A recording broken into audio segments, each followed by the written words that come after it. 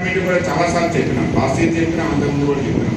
తెలుసు డిపార్ట్మెంట్ కూడా తెలియదనే కాదు, డిపార్ట్మెంట్ కూడా కోరేది ఏంటంటే సరైన సమయంలో చర్యలు తీసుకోకపోతే ప్రాబ్లం స్టార్ట్ అవుతుందని. చర్యలు తీసుకోవాల్సిన సమయంలో తీసుకోకుండా స్టాక్ అంతా మన దగ్గర డీలర్ దగ్గర, మీ దగ్గర స్టాక్ వచ్చినట్టు అప్పుడు ఇన్స్పెక్షన్ మొదలు పెడుతున్నారు. మీ దగ్గర వికలాంగులు వచ్చినప్పుడు అప్పుడు వచ్చి శాంపిల్ తీస్తాము, మీ స్టాక్ రిజిస్టర్ అప్డేట్ లేదు, లేకపోతే మేము విజిలెన్స్ చేసినాము. నేను ఏమంటున్నా అంటే మీరు ఏంటంటే ఇవాళ ఒక జెన్యూన్ డీలర్, తప్పులు చేసే డీలర్ ఎవరు కూడా షాపు ఓపెన్ చేసి లైసెన్స్ తీసుకొని అఫీషియల్గా స్టాక్ రికార్డు పెట్టి ఓట్ చేయడం. ఎవరు తప్పులు చేస్తారో వాళ్ళకి షాపు ఉండదు, లైసెన్స్ ఉండదు, వాళ్ళకి పెట్టుబడి కూడా అవసరం లేకుండా ఇలా వ్యాపారం కొనసాగిస్తున్నారు. అంటే నేను ఎందుకంటున్నా అంటే ఇలా పిలిస్తే ఒక 60-70 మంది డీలర్లు వచ్చారు. ఇంకా కొన్ని రోజులు ఇదే వ్యవస్థ కానీ కంటిన్యూ అయితే ఒక 10 మంది కూడా మీ వారు మేము కూడా అమ్మలేము ఇతరాలు.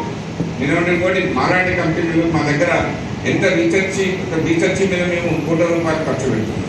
ఇవాళ ఉన్న వీరా బోర్డే కాకుండా కొత్త వెరైటీస్ అంటే రైతులకు కోరుకుంటున్నారు వాళ్ళు.